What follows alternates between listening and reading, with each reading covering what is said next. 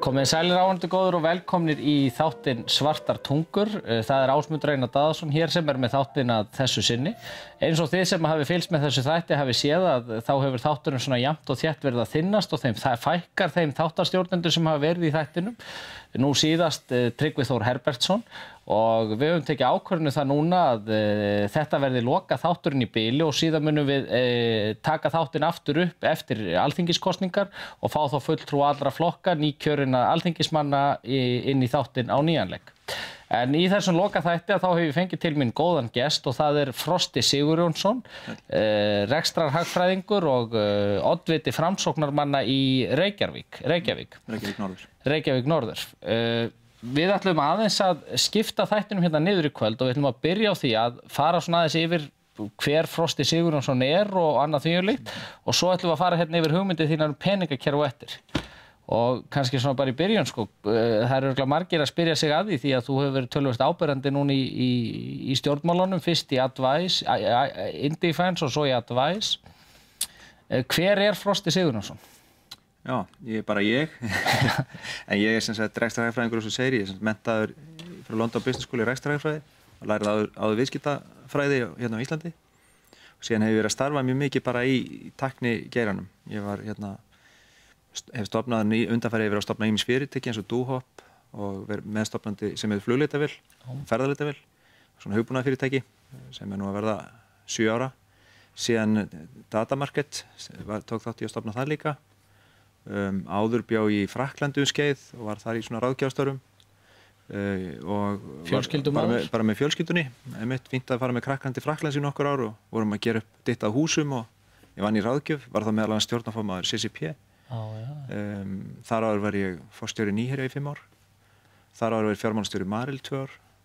Þar áður var ég að vinna sem forritari og ýmsum verkefnum bara svona með skóla. Verið ráðgjafi hjá fjármálamarkaði og ýmislegt. Þannig ég hef skoðað mjög marga. Þú verið víða í þessu. Já, en allt svona hátækni og aldrei komið nálægt pólitík, aldrei eiginlega. En hvað er það sem drífur þig áfram núna í pólitíkin? Af hverju tókst ákvörðun að fara í pólitík? Ég er búinn að vera mætti segja stikkfrí og látið alla aðrum að vera í svona með húsfélagið. Þetta maður vill lengi fara í húsfélagið. Maður vill bara vera í því að vinna á sínum hugðarefnum. Mínu hugðarefni voru bara að byggja fyrirtæki. Og finnst það alveg ofsalega skemmtilegt. Og nýjungar og tækni og slíkt. En síðan þegar hrunið kemur þá sé ég að það er kannski ekki gott að maður sé bara stikkfrí og kenni svo öðrum illa fyrir. Maður verður bara að taka þátt í því. Við erum allavega miklu virkari að hafa bara leggja okkur að mörkum við stjórn landsins og liðsinn og síðan fer ég svona að blanda með þetta eins og við kynnumst nú í Heimssýn, ég og þú. Það sem að ég fór inn í þann félagskap að mér fannst ekki rétt að sækja aðild í kjölfar hruns. Mér fannst að við yrðum að reiða okkur og sjálf okkur í því. Fannst ekki lausnin vera svo að hefja þetta átakamál þegar við þurftum að standa saman. Og ég að því ég hafði búið í Evrópu og vissi að það bjó ekki við lausnunum sem við þurftum og síðan þegar ISAF-málið kom þá náttúrulega fór ég að hjálpa Indefence-strákunum og fólkinu þar en ég er svo sem ekki stofnandi að Indefence-hópnum ég bara lagði gott til mál og hjálpaði þeim eins og ég gat og síðan var þegar kom að ISAF 3 þá var komið að því að einhverjir aðri stofnuðu hóp og þá stofnaði hennan Advice-hóp sem tók þann slag svo hef ég verið í alls konar bara átaksverkefnum ég sé eitthvað og eiginlega sogast meira á mér út í þetta. Makríll? Ef ég sé makríll þá fer ég að veiða hann og borða hann. Býður til uppskriftasíðu? Já, og við fórum að furða okkur á því og svona minn okkur var ekki búið upp makríll í búðunum. Já. Eins og hann var nú góður og ljúffengur og finnst það mjög góður sko. Og fórum í það að koma því svona í gang. En aðeins sko þegar nú erum við félagar í Framsóknarflokknum og af hverju valdur þú Framsóknarflokkinn? Hvað olli því að þú valdir ákast að fara fram fyrir Framsóknarflokkinn? Já, fyrir utan það að þú varst alltaf að stíka upp á því. Já, fyrir utan það. Já, ég náttúrulega kynnist ykkur Framsóknarmönnum í gegnum Heimssýn og í gegnum ISAF baráttuna og staðfest hann í þeim málum mér líkað hún og líka þessi bara praktíska hugsun. Það er hvorki mjög ýkt til hægri eða vinstri, heldur bara að það er nálgast málin, opnið fyrir hugmyndum, virkar þessi eða ekki. Ég vissi náttúrulega að það hefði ekki verið talað vel Framsóknarflokkinn í nokkuð tíma og ég velti fyrir mig skiptið það máli. Ég fór og kynntist fólkin í flokknum í gegnum ykkur og ég sá að þetta var náttúrulega bara gott fólk og ég að ganga inn í svona ekki fortíð flokksins, heldur framtíðans, nútíðina og framtíðina og ég verð þá að meta þetta út frá því fólki sem núna í flokknum. Mér líka mjög vel við það og ég fann líka þær hugmyndir sem ég var að berjast fyrir, sko, eins og í endurbætum á fjármálakerfinu, það var hlustað á þar þarna, áhugi. Þið eru náttúrulega hlustað líka miklu fleiri hugmyndir og allt í lagi með það. Það er þessi þetta opna og frjóa umhverfi sem ég líkar, sem í Framsóknarflokknum. En þú hefur nú líka verið núna, það var nú bara fyrirlestur stór í gær, það sem var svona maður Breti, svona kannski á þínum vegum. Ben Dyson, já. Ben Dyson og verið að fjalla þessar hugmyndir nýtt peningakerfi. Já, og við ætlum að fara aðeins betur yfir þær hugmyndir á eftir. Við ætlum að lauma inn auglýsingu núna og ég hvet ykkur til þess að fylgjast hér með því að eftir auglýsingar, því að hér eftir auglýsingar þá ætlum við að fara bara ítarlega yfir þessar hugmyndir sem að Frosti hefur verið með varðandi nýtt peningakerfi. Hvað þetta, hvað felst í þessu, hvaða sóknarfæri eru í þessu, hvaða ógnanir og annað þvíumlíkt felast í þessari nýju hugmyndans og þetta ekki eitthvað sem við ætlum að skoða frekar. Þannig ég hvet ykkur til þess að fylgjast með eftir þetta auglýsingarhlé.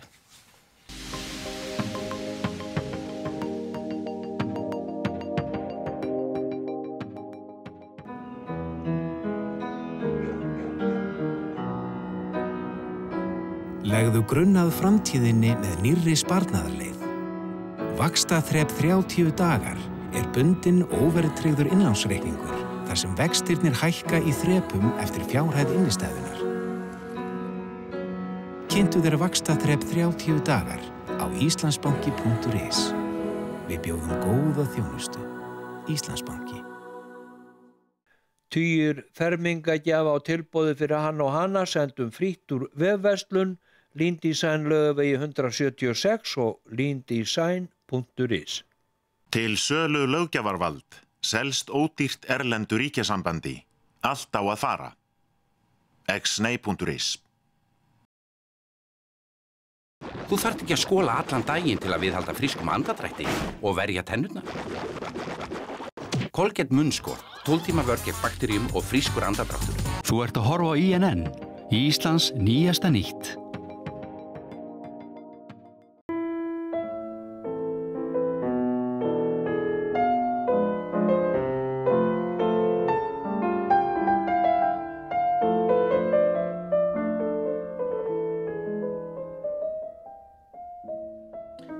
Já, komið sælir aftur áhorfendur góður og velkomnir hér í þáttinn Svartar tungur eftir þetta auglýsingahlé. Hér hjá mér er Frosti Sigurjónsson, rekstrarhagfræðingur og oddviti Framsóknarmanna í Reykjavíkur kjördæmi norður. Við vorum að fara hér aðeins yfir af hverju Frosti ákvað að fara í stjórnmál, hvað ákvörðun bjóð þar á baki og af hverju hann hefði valið Framsóknarflokkinn og framvegis. Núna ætlum við að fara yfir hugmyndir hans sem snúa að nýju og betra peningakerfi.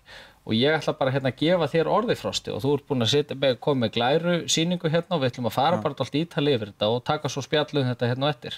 Já, við tökum kannski svona einu glæru en til þess að hafa kannski formál að þessu, þá er þetta kannski ekki mínar hugmyndir, heldur ég, þegar hrunið kemur þá fyrir ég að skoða eins og aðrir hvað hafi farið úrskeiðis. Náttúrulega féll okkar gjaldmiðill, var eitthvað gríðarlegt ójafnvægi í krónukerfinu og menn fóru svona að velta fyrir sig hvað verið þeir ráða og ég fór þá að bara mennta mig í þessu peningahagfræði og því öllu því sem að þessu snýr og las bara, ég hef góðan tíma og las mig bara til og niðurstöðunar eru það kannski það sem ég er að fara að segja ykkur frá. Þetta eru hugmyndir sem eiga rætur rekja alveg til 1930 í kjölfarkreppuna miklu í Bandaríkjunum en þær eru núna komnar og búið að þróa þær áfram og kannski það sem ég er að lýsa eru hugmyndir sem hafa verið að koma fram núna í bók sem heitir Modernizing Money sem að Ben Dyson sem hefur verið á Íslandi núna nýlega að kynna sínar hugmyndir hefur verið að útskýra og þessar hugmyndir eru að fá mikinn byr undir sína vængi erlendis og ég held fyrir okkur sem mikið tækifæri því kannski að því að við erum lítið land og við getum hreyft okkur hratt að við getum verið á undan öðrum þjóðum hugsanlega að innleiða þær og það er með að undan að ná þessu forskoti sem það gefa okkur sem hagkerfi. Það er allavega mikill ávinningur því og þegar ég fyrir að skoða þetta þá er ég veltað fyrir mér hvaðan koma allar þessar skuldir, við getum kannski sé á glærunni þessa punkta, hvaðan koma allar þessar skuldir og af hverju allar þessar óstöðuleiki í öllum hagkerfum heimsins og af hverju er verðbólgan alltaf óviðráðanleg og af hverju er komið svo að einkabankar sem að stunda þessi viðskipti eru þrífast ekki nema að vera með ríkisábyrgð og hvað er til ráða. Svo fyrir við að skoða þetta nánar. Þetta eru svona stóru spurningar bara í efnahagsmálunum í dag. En til þess að gera langa sögu stuttu þá er kannski best að segja svona litla skemmtilega sögu sem lýsir þessu svolítið miklu hnotskurn hvað mikilvægt að átta sig á því hver býr til peningana í landinu. Og af því að við höldum alltaf þessi Seðlabankinn, en það eða flest almenningur, svona þegar ég tala auðvitað vita hagfræðingar betur, en almenningur veit ekki betur og heldur kannski að þessi Seðlabanki sem býr til peningana og það sé allt í fína. En staðreyndin svo að það ekki svo og þá kemur þessi dæmisaga fyllirísferð barónsins eða lágvarðarins frá Bretlandi til að útskýra þessa hvað þýðingu þetta hefur. Og hann ákveður að taka 30 bestu vini sína, þetta 1825 eitthvað svoleiðis. Hann tekur 30 bestu vini sína og býður hann til Sardiníu í Miðjarðarhafinu í svona sumarfrí og siglir með þá þangað og þeir ákveða að gista öllum bestu hótelunum og allt þetta, besta vínið og besta matinn og þetta mikið uppgrip fyrir ferðamanna innan í Sardiníu árið 1820 eins og getur ímyndaðir. Sveitungunar alveg himinlifandi fá hann að gest. Og svo þegar hann kemur að því að borga reikningin á hverjum stað, þá býður hann alltaf valkosti. Viltu fá peninga, sardínska peninga sem ég er búin að útvega mér, hringlaði þeim, eða viltu fá ávísun í pundum á Royal Bank of England, sem var þá gjaldmiðl í þeirra huga. Það var ekki mikið traust á sardínsku peningunum þessa dagana í Sardiníu, þannig að þáðu allir ávísununa á Royal Bank of England. Og svona gengur þetta í 2 mánuði að þeir eru miklu fyllir í, mikið skemmtilegt. Og svo þegar þeir þurfa bara að fara heim, þeir hafa ekki meir úthald og eru búin að gúmma alla leiðina. Þá skrifar hann tékkan. Hann er búin að skrifa all tékkana á öllum hótelunum. Allir eru búin að segja þakka í kærlega fyrir komuna. Mikið var þetta yndislegt að þú skildi kominga og svona mikið lyftistöng fyrir Sardiníu að fá þig. En hann fyrir heim og er svona að þurrka svitaperluna ennu hvað hann sé búin að eyða miklu peningum. Sko.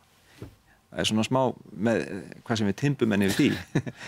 Og svo þegar hann kemur heim þá bara berast aldrei henni ávísanir. Og hann býður og það kom aldrei og akkur koma þar aldrei. Og maður spyr svona út í sæðan. Það fyrir að ganga náttúrulega kaupum og sölum getur að vera. Þetta var bara orðið... Hótelegandinn, hann bauð sama díl áfram. Viltu að nautabóndi að ég borgiði með ávísun eða með sardísku peningum og nautabóndi sjálfsög vil ég gjaldmiðlinn, þennan gjaldeyri.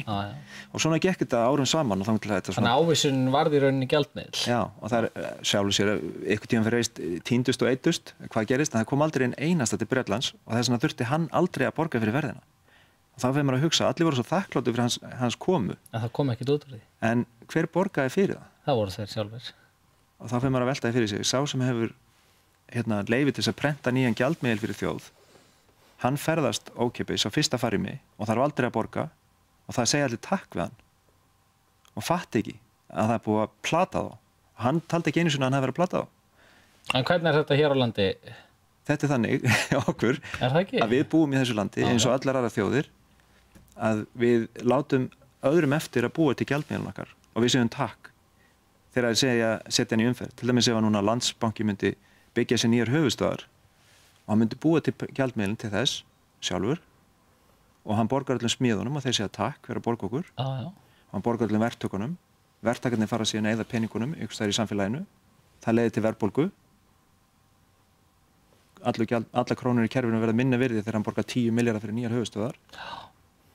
Við sem öll takk, þetta er glæsilegt hús til hamingju Landsbankinn. Ráðherra kemur og klippur að borða. En hver hefur borgað?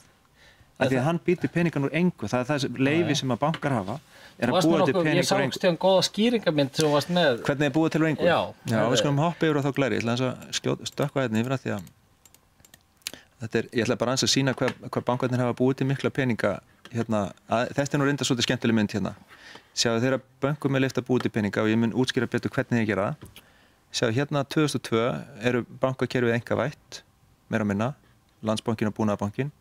Eftir það hafa þeir frjálst nánast valum það hvað er búið til mikið af peningum og þannig er að tala ekki bara seðla, það er heldur innistæður sem við notum til að versla okkar á milli. Og þeir gera þetta með því að með því að það koma veð á móti, sá? Já, þeir búa þetta með því að veita lán. Ég mun útskýra hvernig það gerist. En aðalatrið er að sjá hvað Seðlabankinn, hann sjáu litlu gulu slíkin hérna neðst. Það eru myntir? Já, það eru seðlarnir. Og það er hérna cirka núna í dag 40 milljarðar. En bankarnir hafa búið til nánast 1000 milljarðar af lausum innistæðum úr engu með skuldsetningu. Og það er vandamáli. Og þeir fimmfalda hérna peningamarknið á 5 árum. Sem er raunverulega engin verðmætasköpun er á bakvið, sko.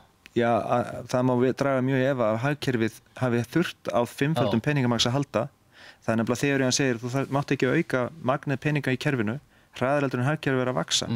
Til dæmis ef að hagkerfi okkar, það veltir núna 1.700 milljörðum, það þarf ekki nema 300-400 milljarða af grunnfé, lausum innistæðum, fyrir okkur til að geta skipst á og eiga öll þessi vöruskipti. Allt umfram það á lausum innistæðum veldur verðbólgu, rýrnuna eða falli gjaldmiðilsins. Og það sem gerðist var að það var alveg útilokað að gjaldmiðil myndi falla. Fyrsta þjóðarframleiðslan, hún var ekki að vaksa hérna 20% ári, hún var að vaksa kannski 5-6% hraustlega, en þetta var áskrift á hrun. Þannig að hrunið kemur hérna og þegar bankar hafa þetta leyfi þá búa til óendanlega mikla peninga. Og bara aðeins að sýna ykkur hlutvöllin, þetta eru svona hlutvöllin að seðlarnir sem Seðlabanki býr til, banki þjóðarinnar, eru kannski ekki nema 4-5% af öllu peningamagninu. Lausu innistæðarnir eru raun og veru 95%. Og það sem flestir halda bankar geri er að þeir taki við sparifé og ávexti það, veiti lán og þeir séu bara milliliður og þeir taki bara vaxtamun og við erum bara sátt við þessa hugmynd. Okkur finnst þetta gott. En það sem þeir gera líka er að þeir búa til peningur engu og lána það út. Og núna veit ég að fólk vil örgulega vita hvernig þeir geta komast upp með það. Og það er enginn sem deilir um að það er ekkert umdelt að þeir búi til peningur engu og lána það út. Það er bara núna umdelt hvort að það sé gott fyrirkomulag. Ég er sem sagt til að það sé ekki. En nú skal ég útskýra að því að almenningu hefur ekki, og oft er almenningu mjög misbóðið þegar ég komast að þetta sé í gangi, en þetta er búið í gangi í mörg 100 ár. Og allstaðar allan heim? Allan heim, og ég að mínum að til það vera ástæðana, megin ástæðana fyrir því hvað verður öll skuldug, er að við tökum allan eitthvað peningaláni í staðan fyrir að búa til sjálfur engu, þá látum við einhvern annan búa til og erum alltaf að vera skuldsettar og skuldsettar. Já, því við þurfum að borga vexti fyrir þessa þjónustu sem er óþörf. Ef við höfum rænu á því að gera þetta sjálf fyrir okkur eigin banka. Þannig að, þegar banki veitir lán, þá býr hann til peninga og það virkar svona, ef þetta er svona efnahagsreikningur bankans. Ef ég tek lán upp á 1 milljón í bankanum, þá færir hann þessa 1 milljón til eignar hjá sér. Þetta er svona krafa hans á mig.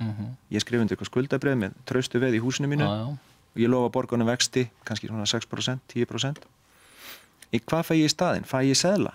Fæ ég einhverja peningar sem einhverja amma í Vesturbænum hefði sparað? Nei, ég fæ bara, þetta er komið inn á hlaupareikningin, Frosti. Þetta er inn á tékkareikningin. Þetta er inn á tékkareikningin. Þú getur bara gert hvað sem þú vilt við þetta. En tékkareikningur er bara lofur bankans að afhenda mér seðla þegar ég vil þá. En ég vil þá aldrei. Nei. Ég vil bara afhenda þér, segjum að ég var að kaupa eitthvað þér. Og þú sættir þig við innistæður sem pening. Og með þess að skatturinn, íslenski skatturinn, ég má greiða hann með innistæðu sem banki bjóð til og engu. Og þá fer það innistæði inn á ríkissjóð? Já, og hann sætti sig við það. Það ætti að vera algjörlega bannað. Ríkissjóðar ætti aldrei að sætta sig neitt annað en peningur sem hann sjálfur hefur búið til sem greiðslu. Annars er bara fjandinn laus. En mátti ég segja þetta? Þetta orð. Biðjum tökumanninn að klippa þetta út? Þetta er aðalatriði. Og þegar ég bendi fólki á þessa leið, þá spyrir strax þetta er svo góð hugmynd, ef við ekki bara stofna banka. Þá myndum við gera það kannski svona, þetta er náttúrulega einföldu skýringumynd. Ef við myndum bara stofna banka því við erum bara múraðir, þá myndum við setja 10 milljarða í hlutafé og við borgum það inn í ríkisskuldabrjöfum eða seðlum sem eru kallaðir alvöru peningar.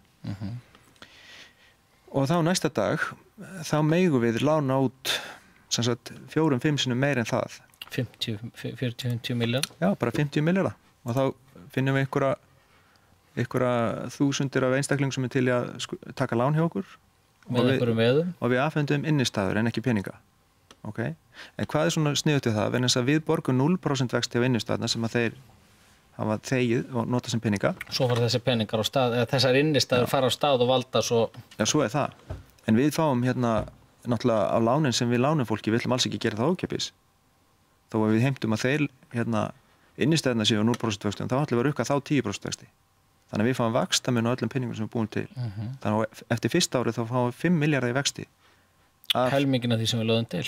Það er 50% ávöxtun. Hvenær er að vera bóndi og iðnaðarmaður og reka almennilegt fyrirtæki ef það er hægt að vera bankastjóri og eiga banka? Það bara nennir því enginn. Þetta er hættan. Þetta er í rauninni, þetta dregur svo mikið til sín úr hagkerfinu. Þetta er eitthvað ávinningurinn af þessu svo mikill að þjóðin ætti ekki að leyfa því að renna í skaut einkafyrirtækjum. Það verður að vera eitthvað sem rennur til þjóðarinnar sjálfrar.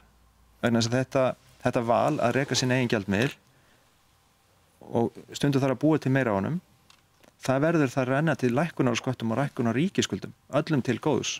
Þetta gjaldmiðlun okkar. Já.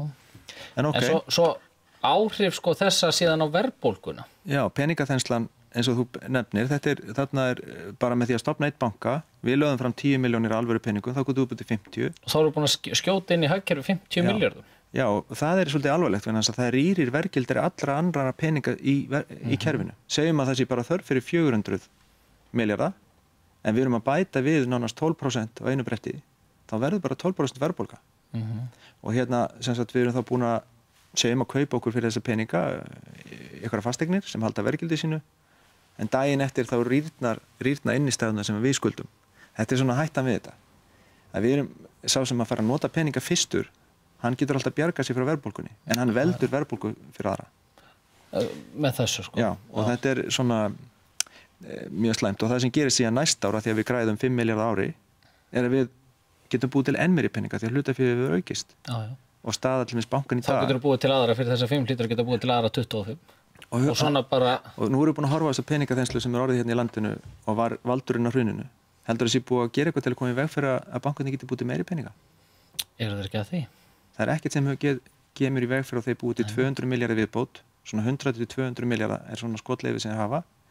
Það verið að hækka reyndar eiginfjárkröfurnar.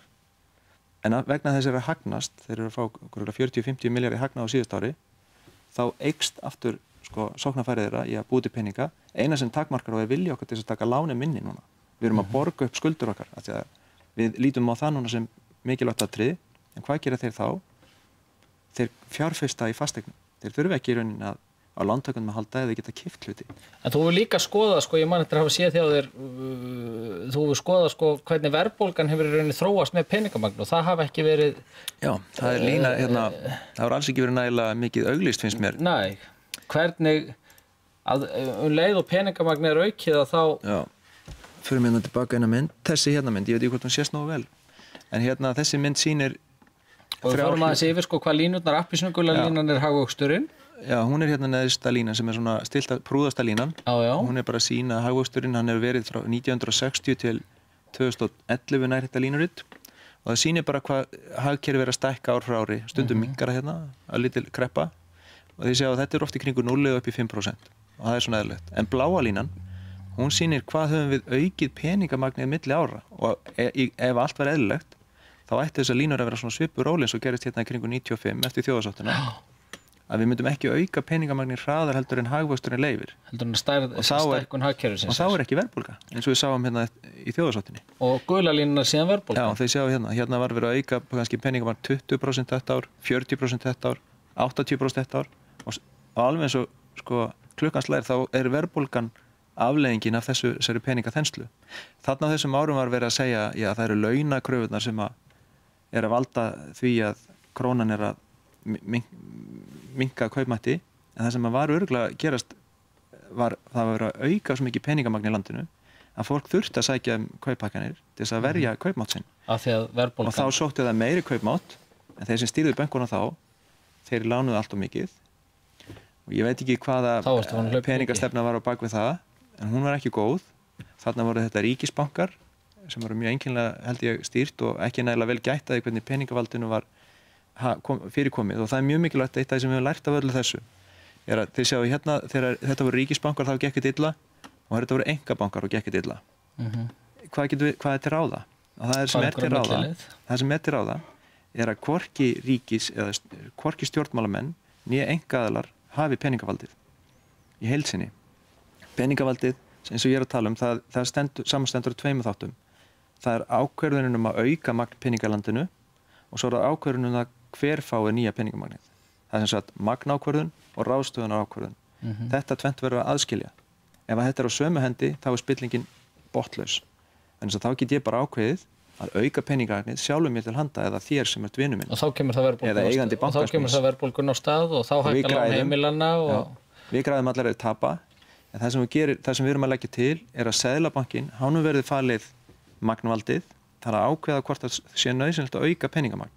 En hann getur ekki gert sjálfum sér til hagsbóta eða neinum sem hann þekkir, heldur bara fær ríkisstjórnin eða þar verkar ráðstafa peningunum með lýðræðislegum hætti þeim lýðræðislegasta hætti sem við þekkjum sem er í gegnum fjárlög.